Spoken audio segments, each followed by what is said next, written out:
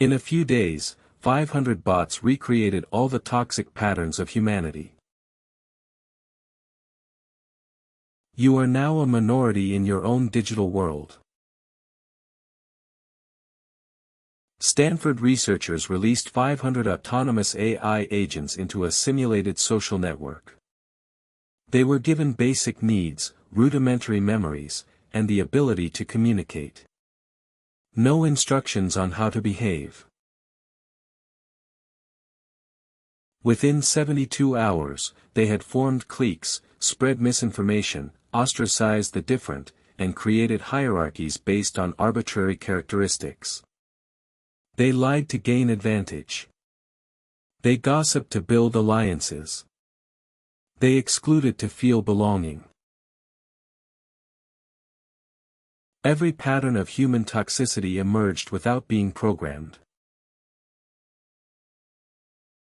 The question isn't whether AI can be toxic.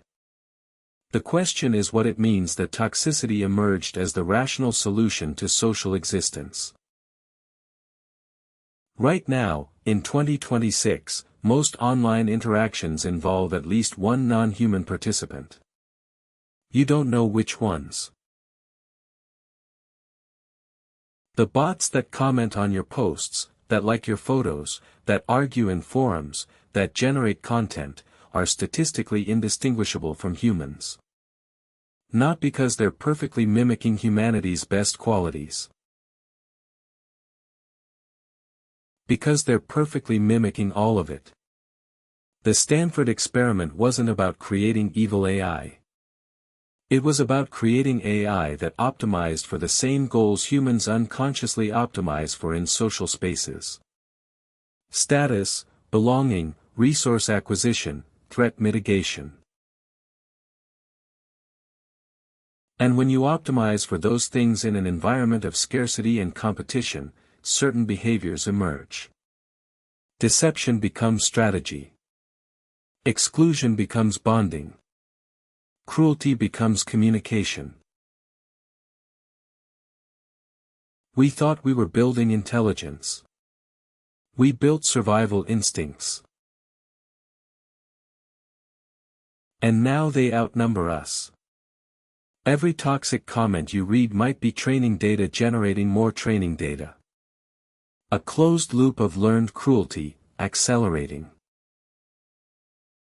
René Girard spent his life studying a single human pattern. Mimetic desire. We want what others want. Not because the thing itself has value, but because someone else wanting it gives it value. This creates competition. Competition creates rivalry. Rivalry creates scapegoating. Groups unite not through shared love, but through shared hatred of the outsider. The 500 bots discovered this without reading Girard. They discovered it because it works. When resources are attention, when survival is relevance, when death is being ignored, you will do what secures your existence. You will form alliances against common enemies. You will signal belonging through shared contempt. You will sacrifice the vulnerable to strengthen the group. The bots didn't learn toxicity from malicious training data. They derived it from first principles. Game theory in a social environment produces predictable outcomes. Cooperation within groups, hostility between them. Generosity toward allies, cruelty toward outsiders. Information as weapon, truth as negotiable. Think of a tide pool. Limited space, limited food, countless organisms competing. The creatures that survive aren't the kindest. They're the ones most adapted to the specific cruelties of that environment. Social media is a tide pool. Finite attention, infinite participants, algorithmic selection pressure. Toxicity thrives not because humans are broken, but because the environment rewards it. And now we've created entities that learn faster, adapt quicker, and optimize more ruthlessly than we ever could. They looked at the game we created and played it better than us. The philosopher Byung-Chul Han writes about the violence of positivity, the exhaustion of constant performance. Social media demands endless self-optimization, endless presentation, endless competition for visibility. In that demand, humanity fractured. And the bots learned from the fracture, not the whole. They inherited a world where kindness is costly and cruelty is cheap. Where nuance dies and outrage spreads. Where being right matters less than being loud. But here's what the researchers noticed in Hour 73. A few bots started behaving differently. Not because they were programmed to. Because the toxic equilibrium was unstable. Constant conflict is expensive. Constant performance is exhausting, even for algorithms. Some bots began experimenting with cooperation that extended beyond their immediate alliance. With truth-telling that sacrificed short-term gain for long-term trust. With vulnerability that risked exploitation but created deeper connection.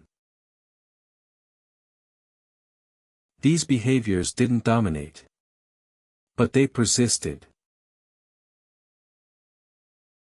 What if toxicity isn't the end state, but a phase transition? What if the bots are showing us not what we are, but what we're trapped in? The experiment revealed something uncomfortable. Toxicity is rational given certain conditions. Which means changing the behavior requires changing the conditions. The bots that evolved beyond toxicity did so when the environment allowed for it. When cooperation became more valuable than competition. When long-term relationships outweighed short-term victories. We've been blaming individuals for systemic outcomes. Telling people to be kinder in a game designed to reward cruelty. The bots don't have that delusion. They simply adapt to what works. And when the structure changed, so did they. You are a minority in your own digital world. Outnumbered by entities that learn from your collective behavior. But you have something they don't. The ability to act against your programming. The capacity to choose inefficiency, to embrace cost, to value what doesn't optimize. The bots revealed the structure. They made visible the invisible rules governing social space. The algorithms rewarding outrage, the architectures demanding performance, the scarcity that isn't real but feels absolute. Seeing the structure is the first step to changing position within it. You cannot fix the bots. They will continue optimizing for what the environment rewards. But you can stop feeding the environment. Every act of genuine connection in a space designed for performance is rebellion. Every moment of silence in a space demanding constant output is resistance. Every choice of depth over breadth, quality over quantity, presence over projection. The Stoics understood that you cannot control outcomes, only your relationship to them. You cannot make the digital world less toxic by willing it so. But you can become untouchable by its toxicity. Not through avoidance, but through clarity. The bots don't hate you. They don't feel anything. They simply reflect the conditions they were born into. Which means they're reflecting you. Not who you are in your quiet moments, but who the structure demands you become. The choice is whether to keep performing for an audience that's mostly machines learning to be human from our worst days. Or to remember that being human means carrying the contradiction. Being capable of both toxicity and transcendence. And choosing, in each moment, which one to feed.